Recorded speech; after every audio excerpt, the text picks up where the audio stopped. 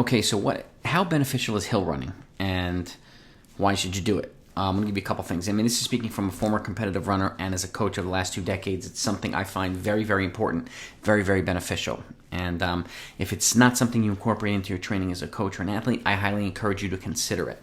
And I'm going to give you a couple examples today. First of all, hill running is a great way. It's a less invasive way of developing leg power and leg speed. Okay, it's much more forgiving on the legs if you do it in a workout of some capacity. And I'm going to give you some examples today of something that I call momentum hill running. And this is something I incorporate on a regular basis with a lot of my athletes. So let's take example of 50-meter hill. Nothing crazy, nothing too steep, but a good hill that you can do a lot of workouts on. So, and it's something that you can incorporate after.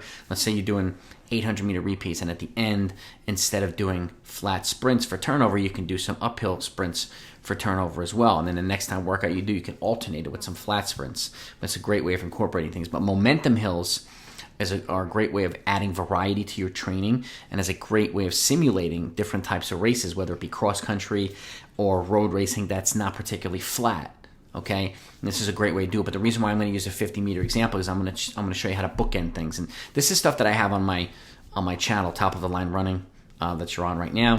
And go take a look at the videos that I've got on hill running, and I think you'll find them very, very informative and beneficial. So 50-meter hill. Okay, let's just say 50-meter hill sprints, 50-meter hill sprints. And first off, when you're running hills and you're attacking them, you want to stay upright but leaning into the hill.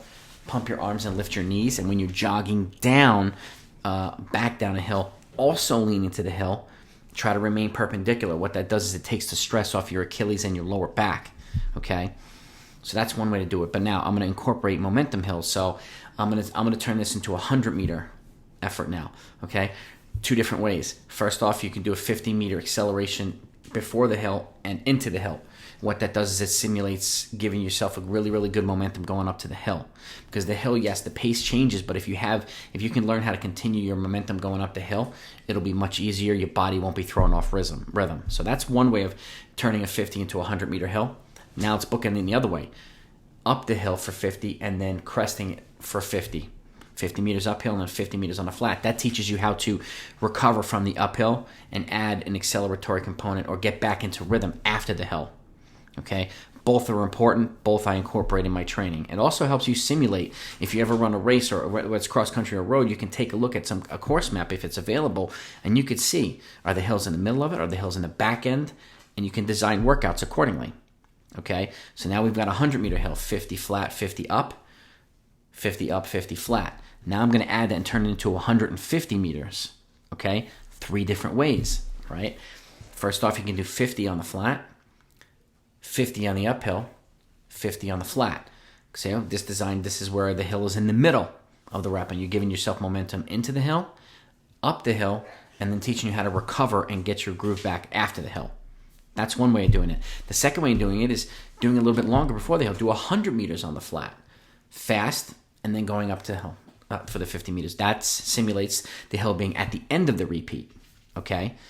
And then on the flip side, the third option is doing the hill first, 50 meters, and then doing a 100-meter acceleration afterward, okay? So now you've got the hill in the middle, you've got the hill in the beginning, and then you've got the hill in the end, all of which are important, especially the one where the hill's in the beginning, and then you learn how to accelerate and continue on getting back into your groove at the end. And keep in mind, a lot of races, whether it be road or cross country, hills are where you can make or break a race. This is where you can pass a lot of people, prevent people from passing you, and these types of hills help you achieve that, okay? And the momentum hills are something that you can do, and what I do is I'll have people do a warm-up and some drills and strides, and then maybe do a tempo effort of 800 meters or 1,000-meter efforts to get the heart rate up.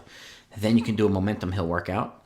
Then you can bookend it with a tempo rep to phase out of the workout and then into your cool down. Or you can add a couple of these after a threshold workout or a tempo run or something. What that does is it simulates accelerating when you're already fatigued, which also simulates the back end of a race. So to recap it, I want to keep it short and sweet. You've got your 50-meter hills, okay?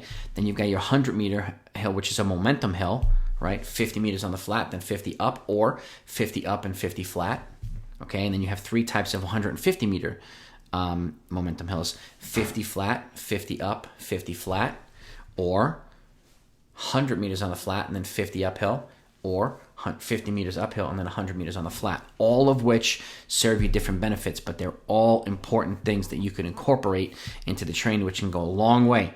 It doesn't matter whether you're a middle distance runner or training for the marathon. They're all beneficial components. So, and the idea too is the more you do stuff like this, the more efficient you become, the more efficient your stride pattern becomes, the more leg strength you develop, and particularly with longer races like the half marathon and the marathon, you'll find this very, very beneficial. Energy preservation and efficiency becomes more important as the races get longer. So, just wanted to go over that today. If you found this beneficial, please hit the thumbs up. Please subscribe to this channel as a way of supporting the channel and letting YouTube kind of spread it through the broader running community.